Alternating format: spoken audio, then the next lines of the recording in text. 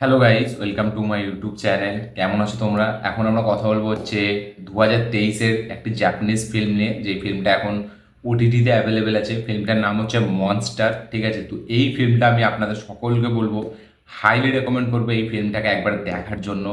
এই ফিল্মের যে ট্রিটমেন্ট, ডিরেক্টরের যে ভিশন, স্ক্রিন প্লে যে লেভেলে চলেছে, স্টোরিটাকে বলার যে আইডিয়াটা, সেইগুলোর জন্য এই ফিল্মটা অবশ্যই মাস্ট ওয়াচ।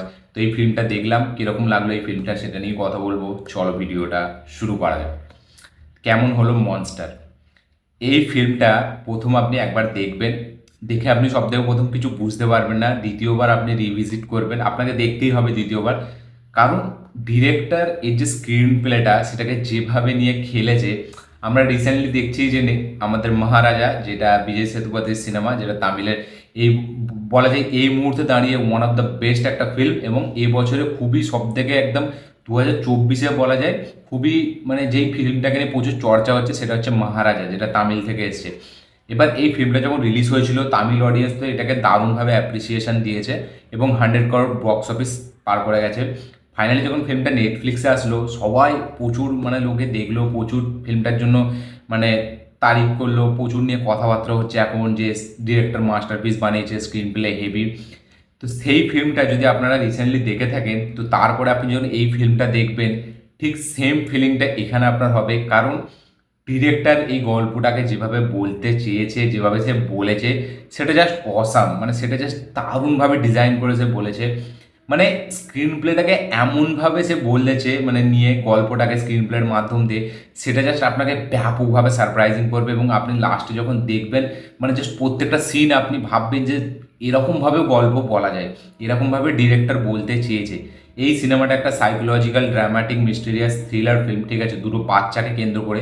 আমি স্টোরিটা বেশি বলবো না। দুটো বাচ্চা আছে, তার মধ্যে একটা বাচ্চা যে মানে একটু স্ট্রেঞ্জ, তার ব্যবহারের মধ্যে অনেক চেঞ্জ আসে আস্তে আস্তে। ঠিক আছে, এবং সে প্রচুর বদমাইশি করে, তার মা সেটা রিয়েলাইজ করতে পারে।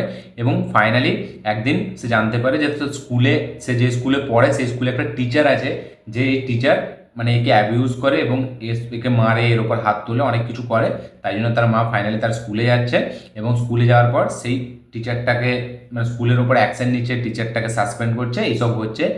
এবার যে আসল যে কাহিনীটা, সেটা যখন মানে ওই ফেসটার পর আসে, আস্তে আস্তে শুরু হয়, সেইটা জাস্ট মানে হেভি থেকে হেভি বলা যায়। মানে দুর্দান্ত স্ক্রিন প্লে লেখা হয়েছে, দুর্দান্তভাবে প্রেজেন্ট করা হয়েছে সিনেমাটাকে। একটা খুবই নর্মাল একটা স্টোরি, ঠিক আছে, সেটাকে যে এইভাবে বলা যায়, মানে সত্যি ডিরেক্টরের থেকে শেখা উচিত। এই গল্পটা তিনটে পয়েন্ট অফ ভিউ থেকে চলে। এখানে যে আমাদের বাচ্চাটা আছে তার মায়ের পয়েন্ট অফ ভিউ, এবং তার পাশাপাশি এখানে একটা স্যারের পয়েন্ট অফ ভিউ, এবং তার পাশাপাশি বাচ্চাটার পয়েন্ট অফ ভিউ থেকে আমরা তিনটে পয়েন্ট অফ ভিউ থেকে গল্পটাকে দেখতে পারি। এবং গল্পটা যখন একদম ক্লাইম্যাক্সে আসে এবং যখন গল্পটা শেষ হয়, ফিল্মটা জাস্ট হঠাৎ করে যে শেষ হয়ে যায়, সেইখানটা জাস্ট আপনাকে মানে ব্যাপক একটা মানে মজা দিয়ে যাবে, যে আপনি ফিল্মটাকে দ্বিতীয়বার আবার রিভিজিট করবে, আবার বুঝতে চাইবেন যে অ্যাকচুয়ালিতে ফিল্মটাতে হলো কি। এবং এই ফিল্মে যেটা আমার খুব ভালো লেগেছে সেটা হচ্ছে মিউজিক।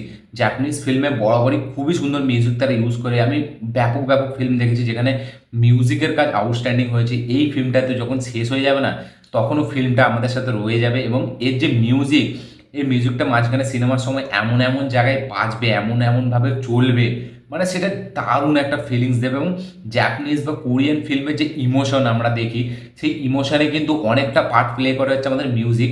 এই সিনেমায় ইমোশন যেটা আছে সেটা কিন্তু মানে কাইন্ড অফ খুব একটা যে সব দিক থেকে ইমোশন আছে তা না, কিন্তু এই যে দুটো বাচ্চা আছে তাদের মধ্যে যে ইমোশনটা আছে, কিন্তু এখানে যে মিউজিকটাকে যেভাবে ইউজ করা হয়েছে প্রত্যেকটা সিনে, সেটা কিন্তু খুবই সুন্দর লাগে দেখতে। এবং এই যে বললাম গল্প বলার যে মানে ধাঁচটা ডিরেক্টরের, সেইটার জন্য জাস্ট ডিরেক্টরকে হ্যাটস অফ। ব্যাপকভাবে ডিজাইন করছে, স্ক্রিন প্লেটা দেখার একটা আলাদা মজা দেয়। এবং ফিল্মটা মানে এই ফিল্মটা দেখার সময় আপনার মাঝে মাঝে ক্রিস্টোফার নোলানের ফিল্মের কথা মনে পড়বে, টেনেট, ইনসেপশন, ঠিক আছে, বাকি আরও যত রকম ফিল্ম আছে মানে ক্রিস্টোফার নোলানের, সেই ফিল্মের কথা মনে করবে, মাঝে মাঝে ইন্টারস্টেলারের কথা মনে করবে। মানে আমি জনরা অনুযায়ী বলছি না, আমি জাস্ট সিনেমার স্ট্রাকচারটা দেখে, গল্প বলার ডিজাইনটা দেখে মনে হচ্ছে যে যারা এই ফিল্মটা দেখবে তারাই মানে ক্রিস্টোফার নোলানের কথা তাদের মনে পড়বেই সব থেকে প্রথম। তো ব্যাপক একটা ফিল্ম ডিজাইন করেছে ডিরেক্টর, হেভি একটা ফিল্ম দেখলাম। মানে মানে সত্যি বলছি দিল খুশ হয়ে গেল এমন একটা ফিল্ম দেখলাম, সেরা একটা ফিল্ম। আমি আপনাদেরকে হাইলি রেকমেন্ড করবো ফিল্মটা আপনারা দেখুন। আমি গল্প সম্পর্কে খুব একটা বেশি বলবো না, কারণ বললে সেই মজাটা আপনারা পাবেন না যেটা স্ক্রিন প্লেটা দেখে আপনারা পাবেন। মানে তিনটে পয়েন্ট অফ ভিউতে যখন গল্পটা চলবে, আপনি যখন শেষে আপনি মানে দেখবেন, মানে ব্যাপারটা জাস্ট আলাদা লাগবে। আপনারা সিনেমাটি দেখুন, দেখে অবশ্যই কমেন্ট করবেন যে আপনাদের কীরকম লেগেছে, আপনারা কি বুঝতে পারলেন সেটাও অবশ্যই কমেন্ট করবেন। যারা যারা অলরেডি দেখে নিয়েছেন তারাও কমেন্ট করবেন যে আপনাদের কীরকম লেগেছে, এবং এই গল্প বলার স্টাইলাইজেশনটা আপনাদের কতটা মানে খুবই কতটা এক্সাইটমেন্ট করেছে সেটা অবশ্যই আমাকে কমেন্টে জানাবেন। আমার এই ভিডিওটি ভালো লাগে থাকলে লাইক শেয়ার কমেন্ট করে দিন। চ্যানেলটি নতুন হলে চ্যানেলটিকে সাবস্ক্রাইব করুন, বেল আইকনটি প্রেস করতে ভুলবেন না। দেখা হচ্ছে পরের ভিডিওতে, ততক্ষণের জন্য বাই।